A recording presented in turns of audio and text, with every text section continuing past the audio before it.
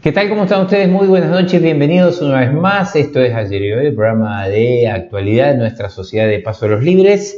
Hoy en un programa especial también, ¿no? Ustedes saben bien que abordamos todos los temas de la actualidad, de lo cotidiano, de la política fundamentalmente, que está relacionado, bueno, ahora en este momento con las elecciones del próximo 11 de agosto, en las que se va a llevar a cabo las primarias abiertas, simultáneas, obligatorias.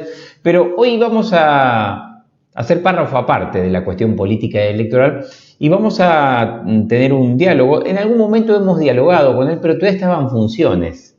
Me refiero al doctor en funciones y en actividad, al doctor Enrique Vargas, ex perito forense del Poder Judicial de la cuarta circunscripción de Paso de los Libres, con 22 años de actividad, con mucha experiencia en la misma. Y vamos a hablar acerca, tal vez, de las muertes dudosas en Paso de los Libres, un tema, ¿no?, bastante espinoso, pero abordarlo, por supuesto, desde el punto de vista periodístico. Los crímenes irresueltos o crímenes impunes, asesinatos, los casos de femicidios, estamos hablando de los últimos tiempos, ¿no?, y de los cuales él tenga memoria y, por supuesto, haya tenido participación desde el punto de vista profesional y en la justicia con estos temas. Le decía que son 22 años de ejercicio justamente como perito.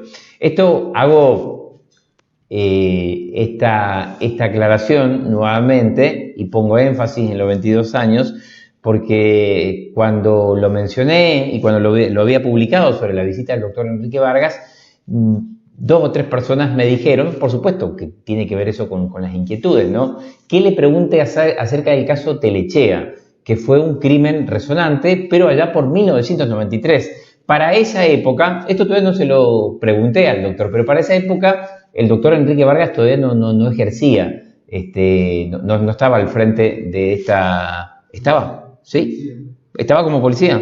Le voy a preguntar entonces. Me dice que estaba como policía, claro. Estaba ya trabajando justamente en la policía, así que bueno, va a ser uno de las preguntas y tal vez arranquemos con este tema y también de algunos hechos resonantes que impactaron y conmocionaron a la opinión pública. Algunos de estos casos han tenido resolución y definición en la justicia, es decir, se ha llegado a la condena, otros no, ha quedado en el olvido, ha quedado de alguna manera impunes estos hechos. Doctor Enrique Vargas, muchas gracias por venir. ¿Cómo está? Buenas noches. Gracias por venir. De nada. Y poder hablar de estos temas, ¿no?, estos asuntos pendientes a veces para la opinión pública, porque yo siempre sostengo, desde el punto de vista periodístico, a veces nosotros abordamos los temas generalmente cuando se producen los hechos y después como queda en la nebulosa, en el olvido, parece, ¿no? Claro, queda en la opinión pública, ¿no?, en el olvido, pero los que participamos realmente es una película grabada y difícil de olvidar, ¿no? Aparte, cuando uno estudió el caso, anduvo, y quedan muchos recuerdos y bueno, uno puede evocarlos. Claro. Una aclaración importante que debo hacer también desde lo periodístico. Usted fue médico forense, perito forense, ¿no? Con lo cual nos puede dar desde, digamos, un caso puntual, un hecho aberrante, un crimen, desde un lugar, que es la autopsia, ¿no? Que no significa, o sea, no siempre revela todo una autopsia, pero puede esclarecer algunos puntos, ¿no? No es que es determinante en todo, ¿no? ¿Es así esto? Así es. Es un aspecto fundamental, importante. Sí, es una prueba importante, pero que a veces, por suerte, muy pocas veces aporta poco, diríamos. Sí. La gran mayoría de los casos es importante la carga probatoria que brinda a la investigación que realiza la justicia, ¿no? Sí. Doctor Vargas, usted estaba en la policía como médico de la policía durante 1993 cuando se produjo uno de los crímenes tal vez más resonantes de Paso de los Libres, que es el crimen de madre e hija Telechea, la familia Telechea. Sí, yo en ese entonces era médico de policía. Y me acuerdo que fue algo, la escena del crimen fue algo muy sangriento. Había huellas y manchas, piso, pared. Las víctimas trataban de huir, trataron de defenderse. Una fue reducida. Una víctima quedó en un ambiente, la otra en otro ambiente. Sí, a ver, voy a contextualizar un instante, ¿no? Esto es calle Coronel López al 1300. Sí. Coronel López, sí bien digo, Coronel López al 1300. Ellas venían una noche, ingresaban con el auto y esto fue en el garage del auto donde se produce la Aparentemente lo que yo recuerdo lo que es que ingresaron con el auto después de andar, creo que anduvieron por el centro, dieron unas vueltas, ingresan las dos mujeres en su vehículo al garaje y en el momento de cerrar el garaje o bajar del auto se introducen, ¿no es cierto?, los victimarios. Y ahí habían una puerta que daba a un living y al resto de los ambientes de la vivienda. Y me acuerdo que había un vestigio de un proyectil en esa puerta ya del garaje. ¿Proyectil bala? Sí, eso me acuerdo. Es decir, que de entrada le habían disparado, diríamos, desde el lado del garaje. Para reducirlas. No sé si para reducirla o para qué, pero se había bien el proyectil no sé si era en el marco o en la puerta misma, no me acuerdo bien exactamente.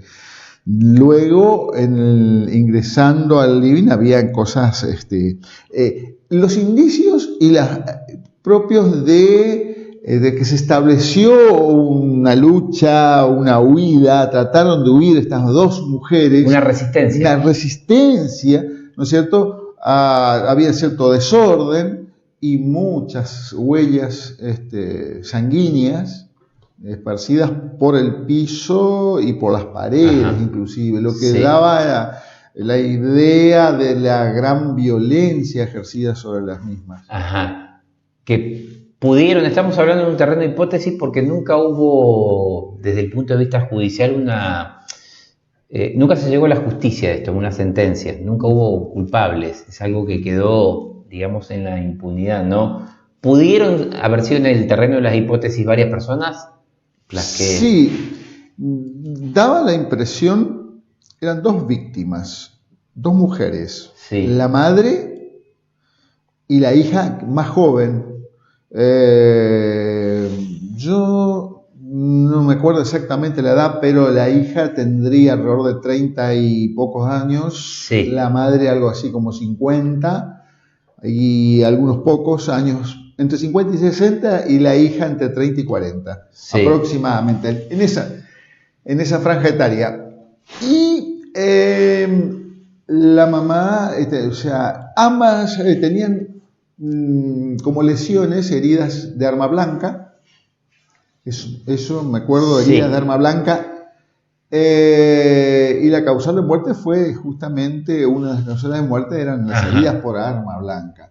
Pero también habían disparos de arma de fuego, que no estoy seguro si tenían en el cuerpo proyectiles, no me acuerdo de eso. No se acuerda. No me acuerdo. Sé si la gran cantidad que me quedó muy grabado. Eso quería preguntarle, ¿qué le quedó grabado de ese hecho sangriento? La agresividad con que actuaron los asesinos, sí. la agresividad con que actuaron los victimarios. Para mí fueron más de uno.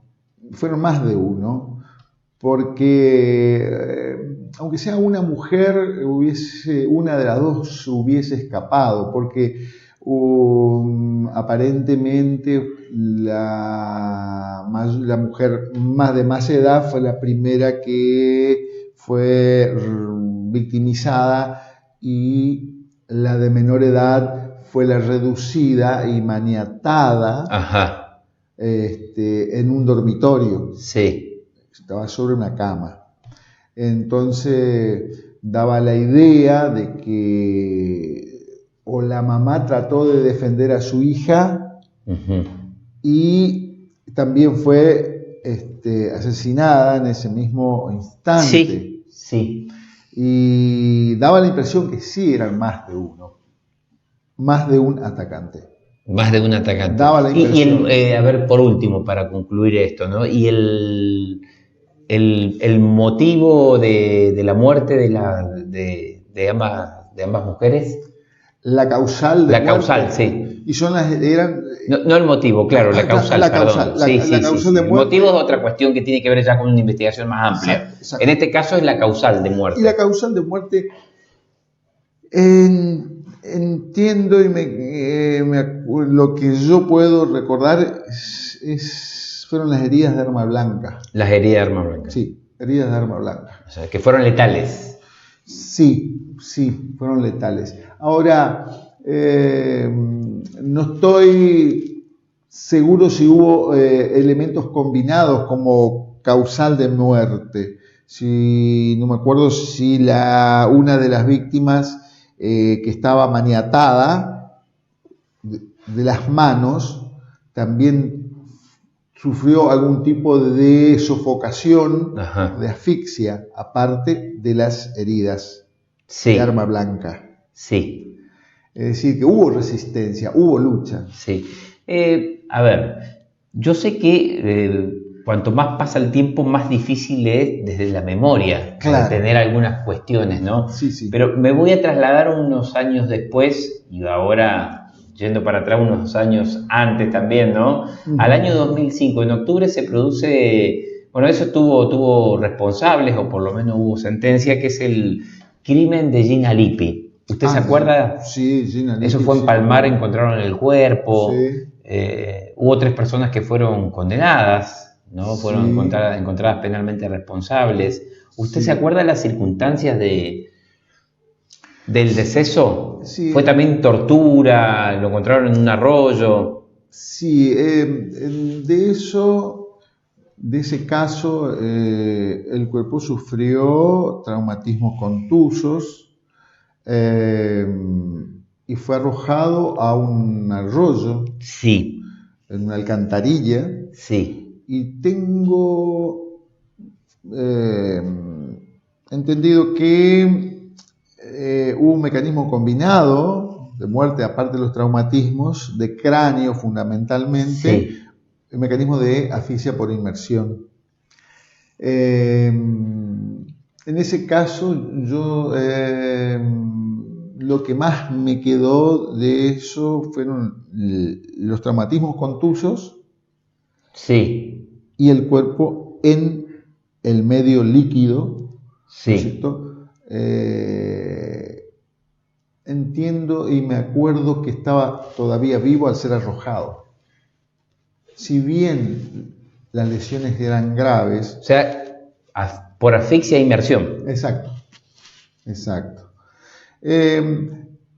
Pasa esto. Cuando la víctima es atacada, ¿no es cierto?, a golpes, sobre todo sobre el polo cefálico, cara-cráneo, las lesiones no desencadenan la muerte inmediatamente, sino que hay un tiempo en el cual el sangrado comienza, el edema cerebral comienza y va en progreso. Pero en ese interín sufre otro tipo de agresión, sufre otro tipo de lesión. Sí, entiendo. Por ejemplo, las asfixias. Sí. La víctima reducida, indefensa. Indefensa, y estaba atravesando, recuerdo, digamos, un problema de salud, tenía un problema oncológico ya en ese momento también. Sí. también, yo lo recuerdo también en esa época.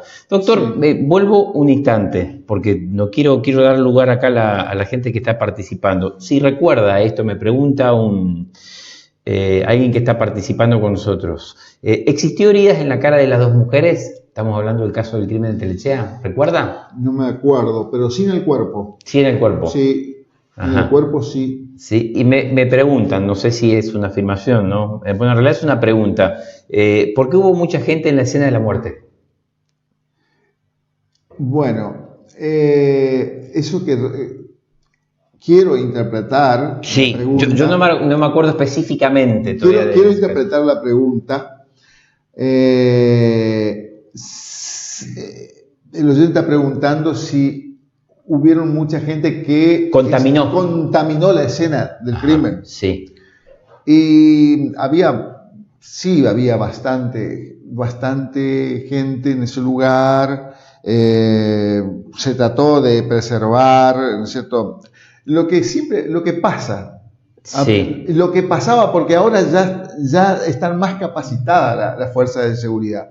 Ya se dan cuenta que no tienen que contaminar. Ajá. Ya se dan cuenta que tienen que preservar la escena. Estamos hablando de hace 27 años de esto. Sí, bastante. Bastante. Años. Sí, bastante. Más tiempo de lo que pensaba. Sí, 92 fue.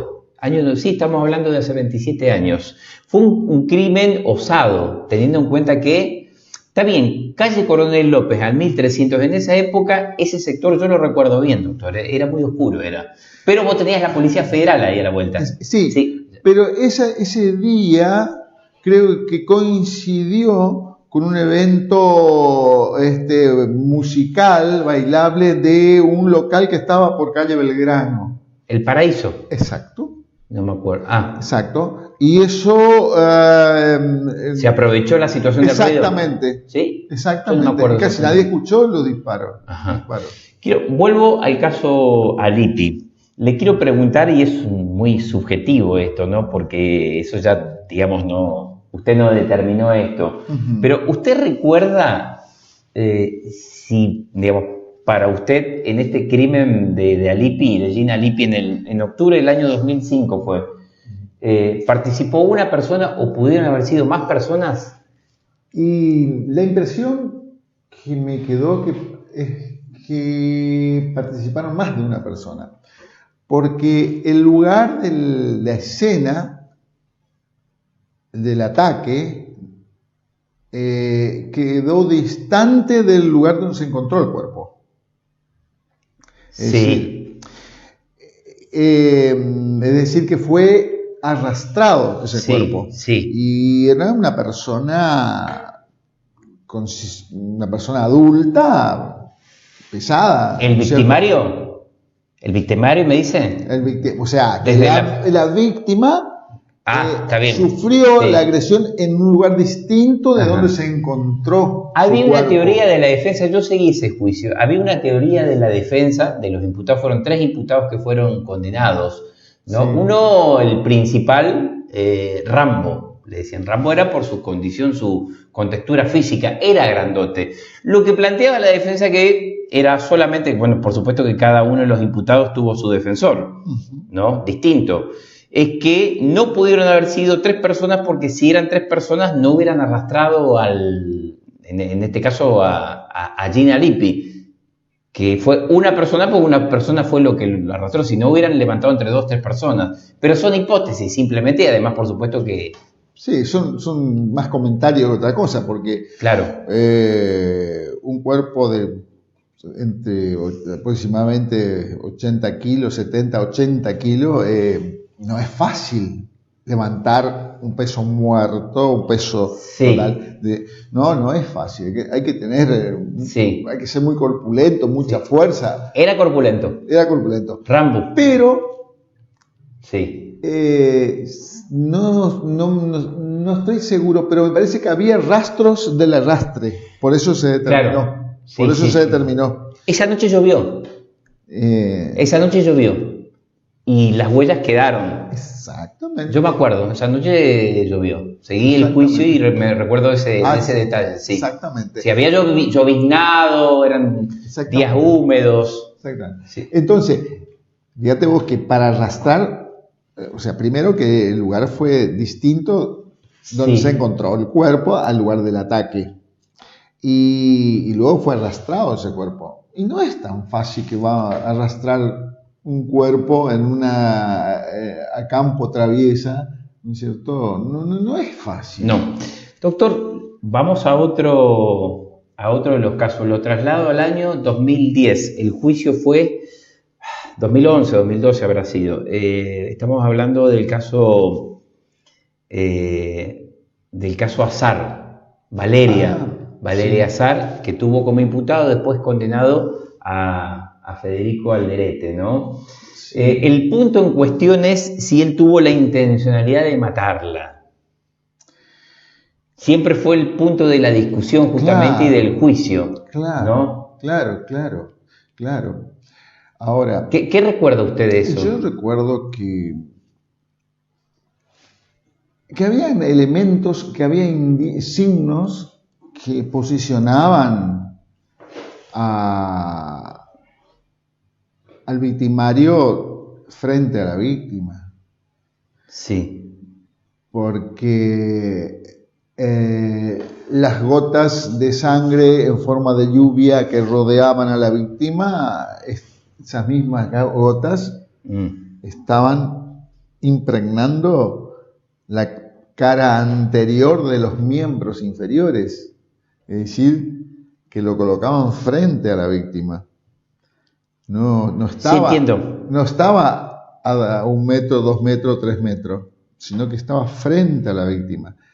Frente a la víctima estamos hablando de centímetros, menos de 1 metro. Claro, porque la víctima estaba sentada y había un rociamiento de gotas de sangre del mismo diámetro alrededor de la víctima, que se midió, se trazó el diámetro, ¿no es cierto? Y eso, eso era un diámetro que no me acuerdo exactamente no fue el diámetro, pero el rociamiento no iba más allá de los, no sé, 80, 70, 80 centímetros, pero es decir, no es a que había gotas hasta los 2 metros, 3 metros, 1,5 metros, no, había alrededor de donde estaba sentada.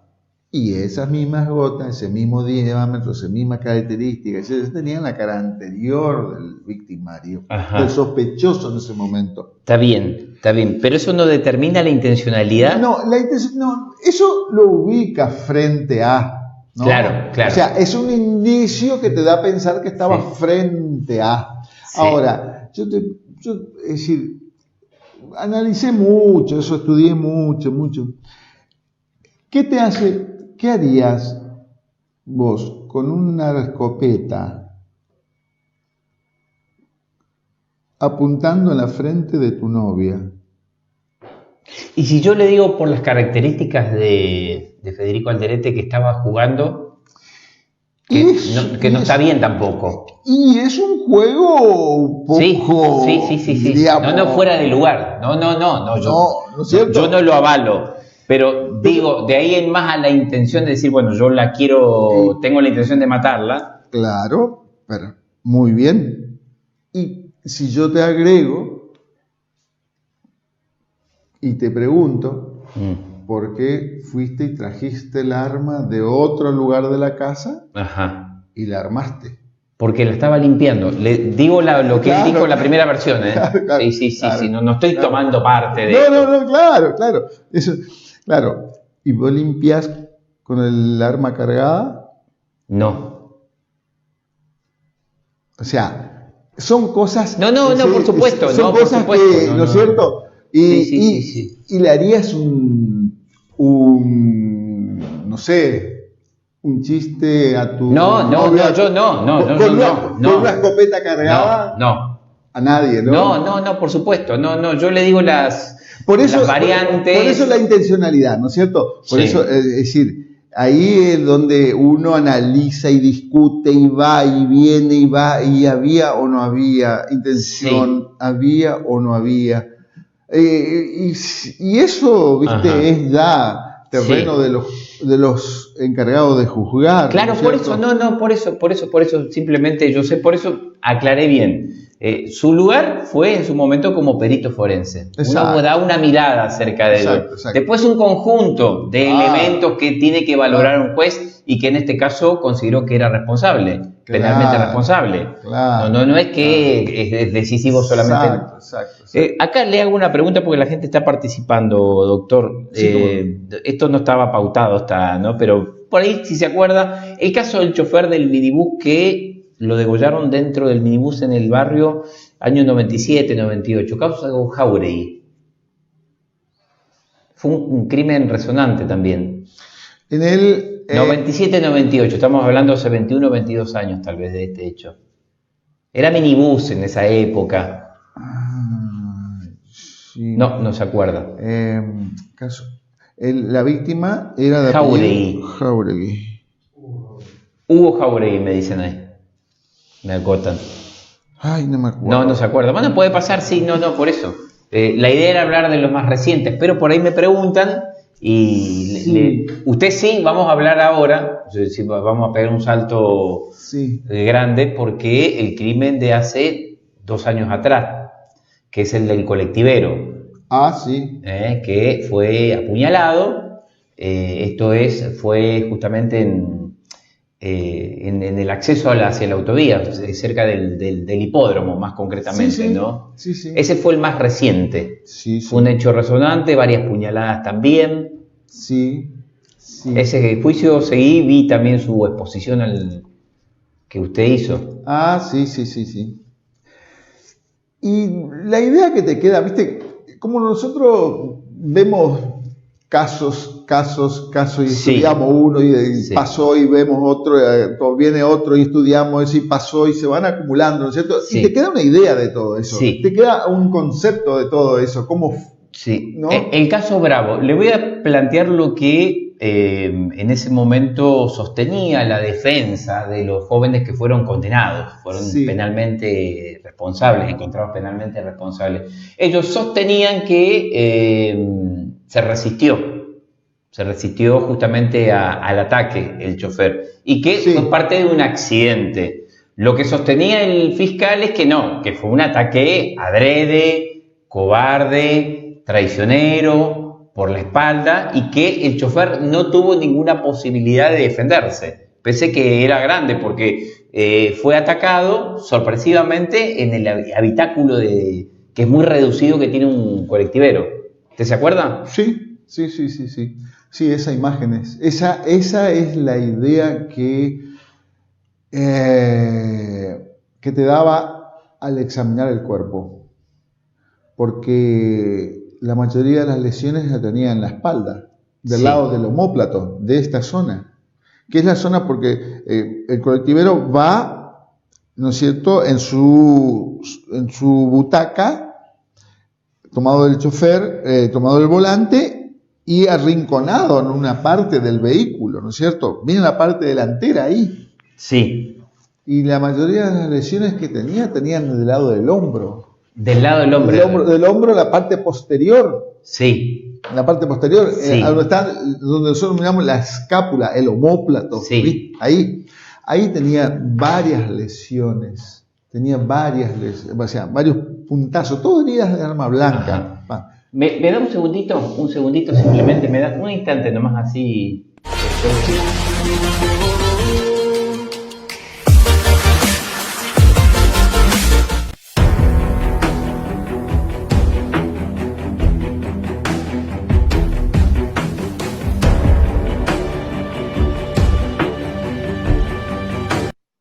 Volvemos.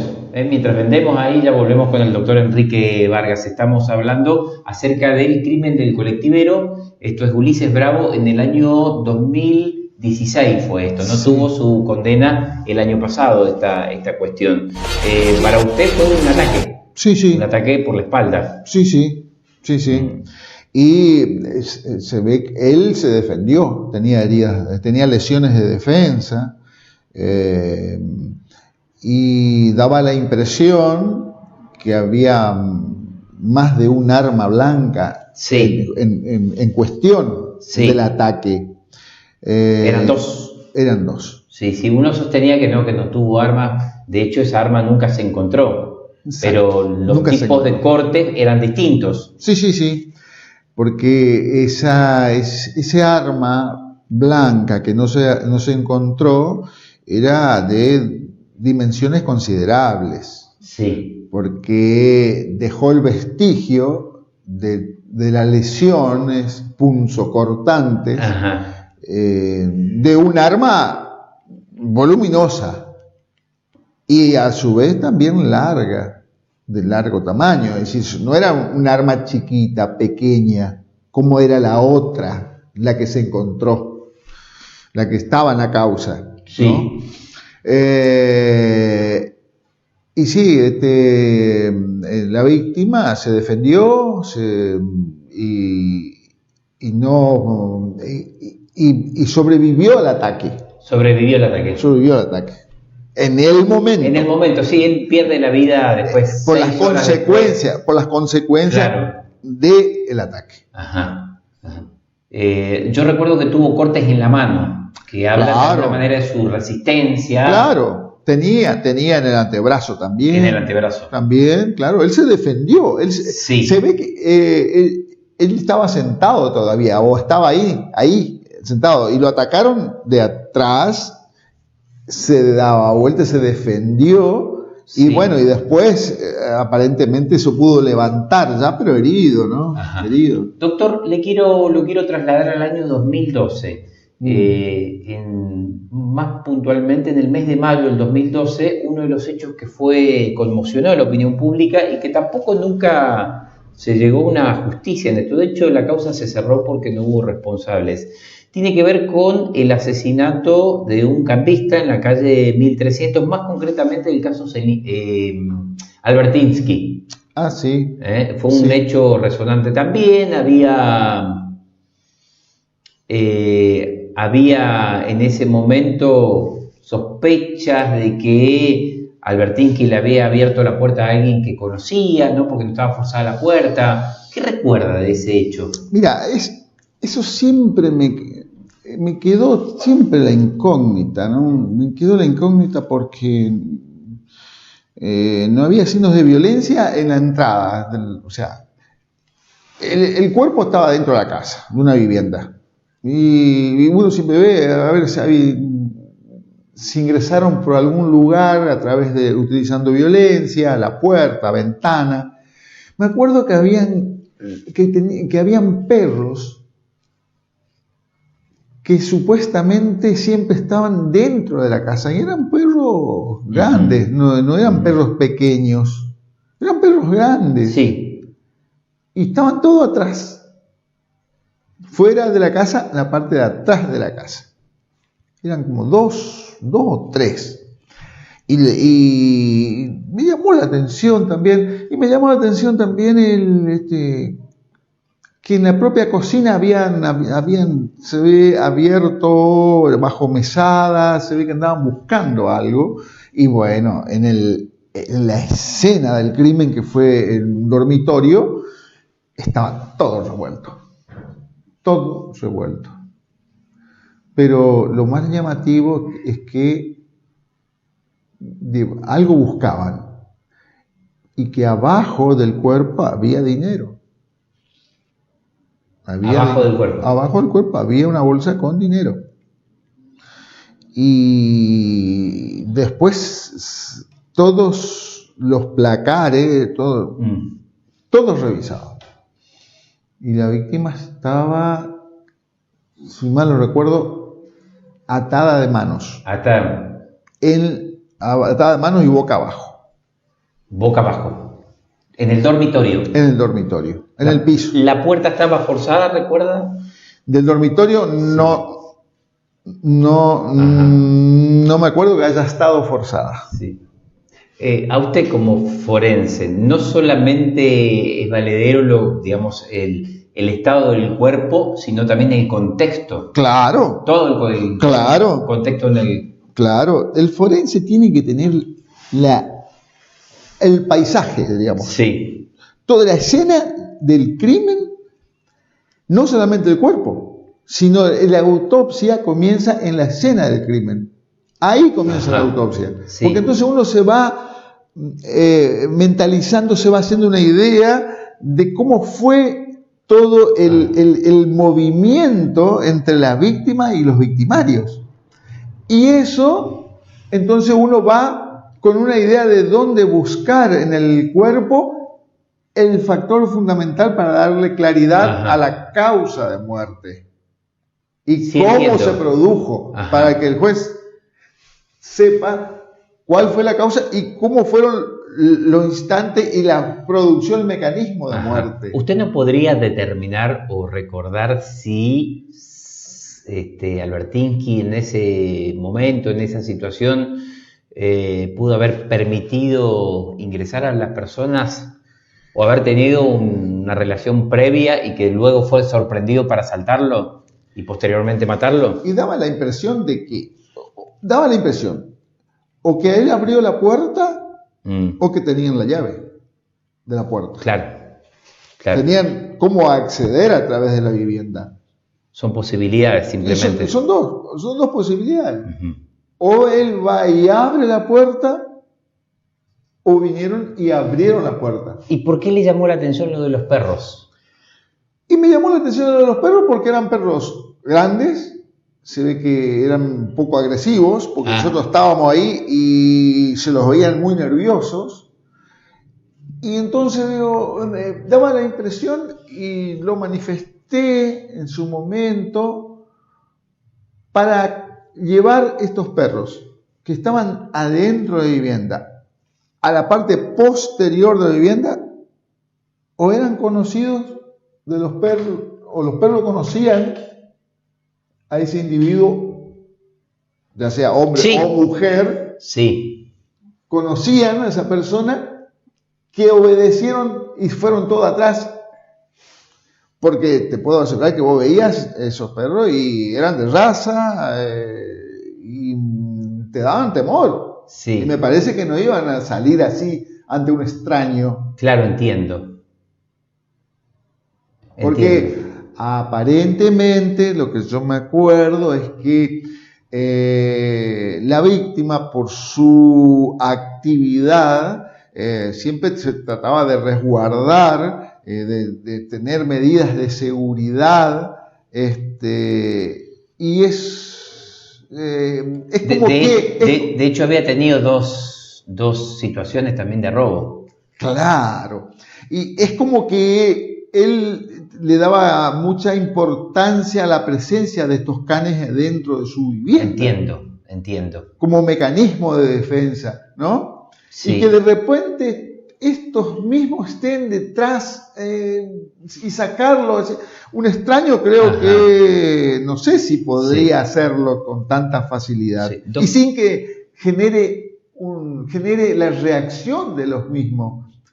Porque eran 2 o 3 y son canes grandes, el ladrido fuerte, se sentiría en el vecindario. Una situación de violencia. Entonces eso me quedó a mí como un punto de incógnita, ¿no? Claro. Que tampoco ¿cómo se produjo eso? Sí, que tampoco nunca lo pudo exteriorizar porque no se llegó a juicio oral con eso, porque nunca hubo responsables. Claro. Ahora, indudablemente, hasta por ahí, el que maniobró con los perros haya sido una persona conocida de los mismos, o quizás conocida de la víctima. Claro. O ha sido a la casa para que los mismos no reaccionen, ¿no? Hoy con el sistema de seguridad, a ver, es más sofisticado la cuestión de las cámaras de seguridad. Sí. ¿Costaría más realizar este tipo de delitos? Y sí, por supuesto. Hoy sí. tenemos cámaras de seguridad por todos lados. Por todos lados, que, sí. que no quiere decir que evita el delito, pero... No, claro, por supuesto, se facilita mucho más, porque Claro. ahí ven las características morfológicas del individuo, del atacante, cómo camina, cómo está vestido, algún rasgo físico que pueda ser identificable. Por supuesto que eso es de gran ayuda. Doctor, para finalizar, me quedan Sí. 3-4 minutitos, ¿no? Hice un trabajo periodístico la vez pasada acerca de cuáles son los delitos que más se efectivizan aquí en Paso de los Libres.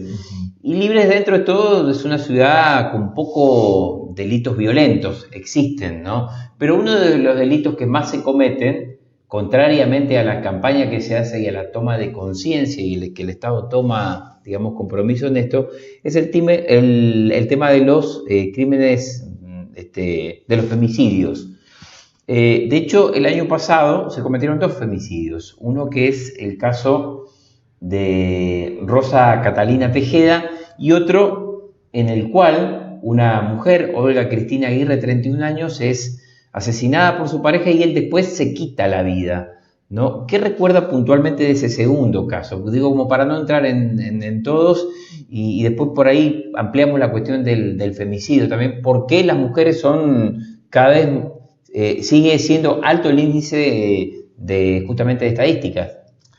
Mira, yo me animo a esta altura estoy convencido y ya lo he escrito en mi página personal, que para tomar una medida restrictiva, o sea, una perimetral, sí, o una exclusión del hogar, hay que saber tener previamente una valoración del riesgo de esa medida, porque no todos los individuos acatan de la misma forma, de la misma manera, una orden. Sí. Fíjate vos que a veces hasta hacen reaccionar a estos individuos, a estos hombres que son excluidos del hogar o que le dictan una perimetral. Es decir, me parece que como ayuda, diríamos, a este tema, habría que valorar pericialmente a ese individuo con los peritos de la Fuerza de Seguridad o con los peritos del Poder Judicial, a ver qué factor de riesgo tiene para sí o para tercero esa persona. Porque puede ser que estamos largando a la calle, sacando de la casa y largando a la calle a un pitbull y no es un chihuahua. Y ese pitbull va a salir probablemente a hacer algún daño. Fíjate que el caso que fue resonante, el último, que fue femicidio seguido de suicidio. De suicidio. Exacto. Fíjate, tenés que tener, fíjate vos, el autor del crimen que luego se suicida era una persona ruda, una persona, diríamos, primitiva, que trabajaba en un frigorífico. Entonces, todos esos factores hay que estudiarlo, hay que tener en cuenta, ¿no es cierto? ¿Cuál sería la forma de reaccionar de una persona de ese nivel cultural y social y de historia? ¿Cómo va a reaccionar, ¿no es cierto? Va a ser distinto que se le dicte una perimetral que a otro tipo de nivel de persona que seguramente lo va a acatar de otra forma. Porque en la conducta criminal que adopta este individuo hacia su expareja fue de lo más violenta. Fue y reprodujo tal cual lo que hacía probablemente en su trabajo, que era faenar en un frigorífico. Fíjate vos que tomó de la misma forma. Y de esa horrible forma, y violenta y sanguinaria, es como produce el hecho y le quita la vida a su expareja. Fíjate, sí. ¿Fue apuñalada? Fue con una herida, con un arma blanca. Con un arma blanca. Y le produjo la degolladura.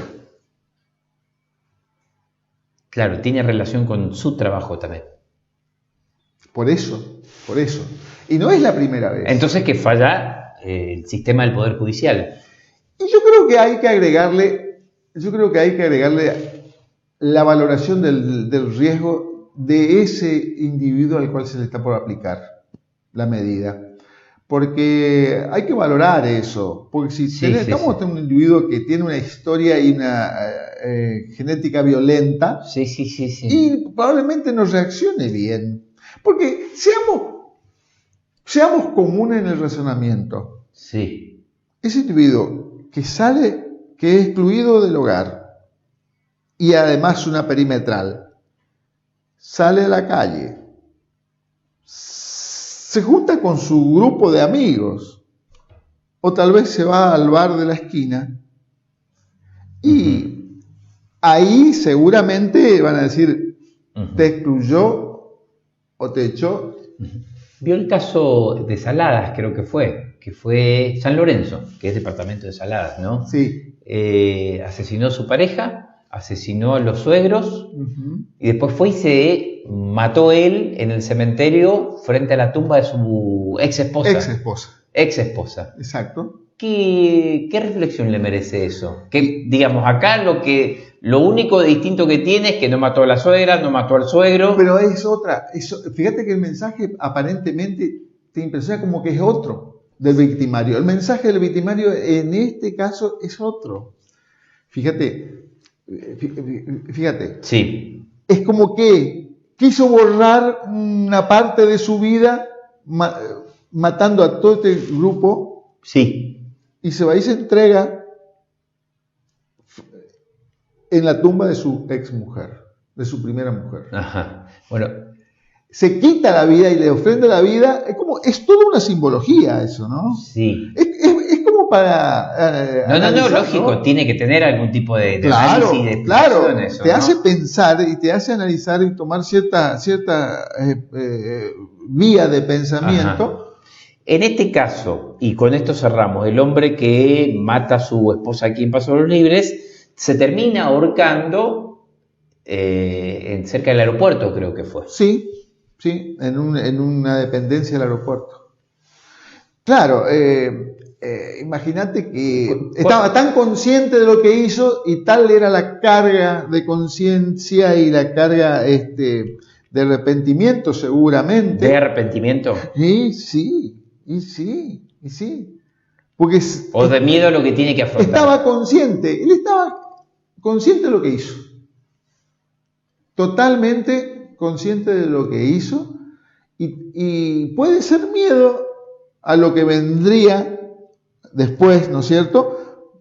Pero me parece que también se puede pensar que estaba arrepentido y quería terminar con su existencia ante tamaña carga, ¿no es cierto? Claro que está en la cabeza de él. Claro. Pero lo que pasa es que la violencia muchas veces viene ya con el ser humano desde la creación del ser humano.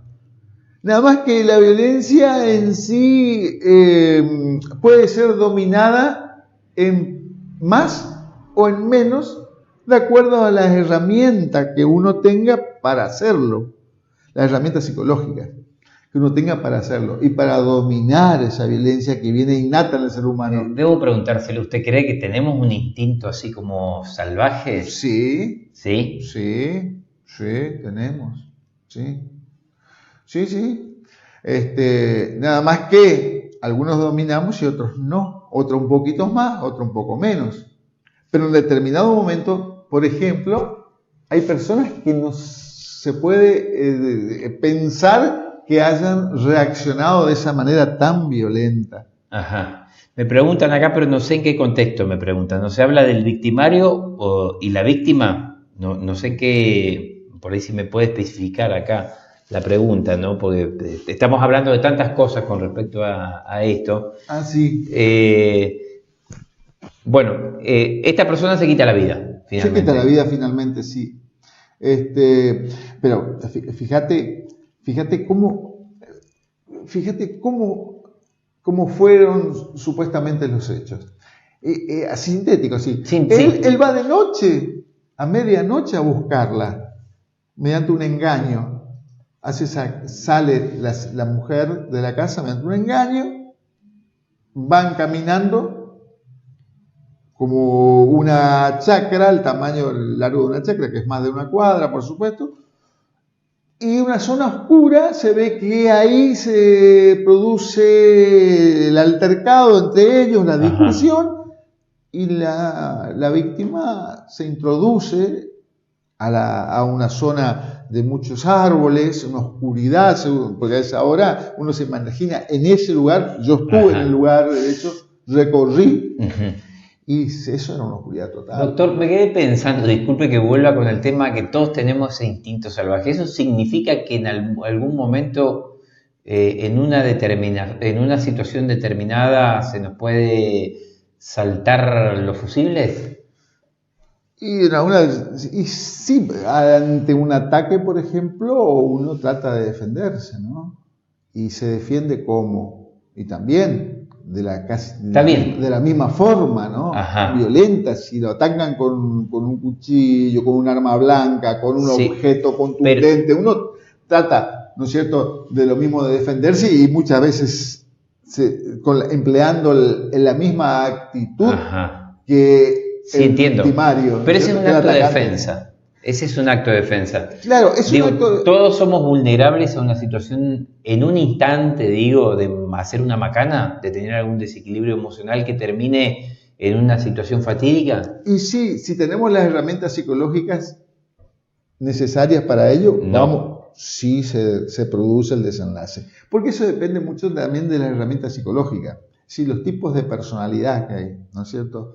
Y eso también he estudiado, los tipos de personalidad, para una clasificación internacional, la europea una, la americana otra, pero más o menos son coincidentes. Y son las herramientas que uno tiene. Una forma de ser y de actuar. Entiendo. Distinta para cada persona. Que muchas veces a eso hay que agregarle la cultura que tiene y la inteligencia que tiene. Cuanto más culto, más cultura y más conocimiento, hay más dominio. Más dominio de la situación, y más inteligencia, también hay más dominio. Pero también el inteligente produce actos muy complejos que son a veces difíciles de descubrir. Última pregunta. ¿Por qué tenemos esta notable contradicción que uno de los delitos, estoy hablando de pasos libres según cifras de las comisarías, ¿no? Inclusive se creó una comisaría de la mujer. ¿Por qué el delito más alto es justamente violencia de género, y por otra parte hay una campaña de parte del Estado, de parte de organizaciones no gubernamentales, como para tratar de evitar esto? ¿Por qué se produce esa contradicción? Yo no sé. ¿O antes estaba más escondido esto, doctor? Y yo creo que siempre existió esto. Y antes la mujer aguantaba y quedaba entre las cuatro paredes de la casa. Ahora ya no es así, eso ha cambiado totalmente. Y eso por un lado, pienso. Y por otro lado, yo no sé si el remedio que se utiliza es mejor o peor que la enfermedad. No sé si los remedios que se utilizan, porque fíjate vos, con botón antipánico, con medidas de restricción perimetral, con exclusión, cometen el femicidio los mismos. Los mismos se presentan los femicidios. Con botón antipánico en la mano son asesinadas. Doctor, última, y le prometo que es la última. ¿Qué pasa por la cabeza de un hombre en un caso de pedofilia de una chica de 11, 10, 9, 8, 7, 6, 5, 4 años? Sabemos, por ejemplo, que esta red que se está trabajando, se está investigando, ¿no? Que tuvo su epicentro en el Hospital Garrahan, creo que fue. Sí, sí. Se trata de menores de 8, 7, de 6 años. ¿Qué eso es una desviación sexual, mental? ¿Qué explicación hay de eso? Sí, es una desviación del instinto sexual. Y fíjate vos, que eso, así, en grandes rasgos, son personas totalmente responsables, son conscientes de la criminalidad de sus actos, sí, pueden elegir su persona, son punibles, pero tienen esa desviación del instinto. Es decir, son las criaturas, claro, son los chicos, no son otro tipo de personas de edad, sino son los chicos, el blanco, y ahí está la patología. Es una patología. Claro, es una patología, obviamente, psicológica, pero totalmente punible. Son punibles. O sea, se los pueden condenar tranquilamente. En la mayoría. Son conscientes de lo que están haciendo. Perfectamente. Sí, son conscientes de lo que están haciendo y saben que está mal lo que están haciendo. Y por eso utilizan toda esta red de informática compleja. Porque para entrar a esos chats en sala, en grupo, grupales, tienen 2 o 3 contraseñas. Claro. Son gente muy astuta, gente muy inteligente. O sea, tenés para pensarla varias veces antes de hacerla. Tenés para pensar varias veces y ya estás sabiendo. Y fíjate vos, cuanto más trabas, más obstáculo ponés, más certero es que vos sabés que estás haciendo mal. Sí. O sea, ese individuo, ese pedófilo está sabiendo, que está perfectamente sabiendo que lo que está haciendo está horriblemente mal. Doctor Enrique Vargas, muchas gracias. De nada. Muy interesante. Bueno, tengo preguntas acá, después se producen discusiones entre gente que está participando, yo los denomino ciudadanos digitales, ¿no? Sí. Hay una discusión acerca... Alguien le pregunta, alguien hace una afirmación, dice, las restricciones no sirven de nada. Y otra persona le pregunta, ¿por qué crees que no sirven las restricciones? Lo cual contesta, porque la mayoría no se cumple. Sí. Ciérreme con esto, sí. Sí. Es que también es materialmente imposible de controlar la restricción. Fíjate vos, dicen 200 metros y no va a haber un policía dentro... No hay. Es decir, es una medida que para una persona que no está enceguecida de odio va a respetarla, ¿no es cierto? Un ciudadano, ¿no es cierto? Pero aquel que está enceguecido de odio no va a respetar. Entonces, es relativa, es una medida relativa. En la práctica no es relativo, porque son violadas, es cierto, son violadas. Es decir, son violadas. A lo mejor lo hacen por ahí sin darse cuenta, porque no se olvidaron, pero otros no. Gracias, doctor. No, de nada. Muchas gracias. Así dialogamos de manera completa, ¿no? De distintos temas y también nos daba su mirada, ¿no? Acerca de estos hechos el doctor Enrique Vargas. Gente, nos volvemos a reencontrar la próxima semana. Que tengan muy buenas noches y buena semana.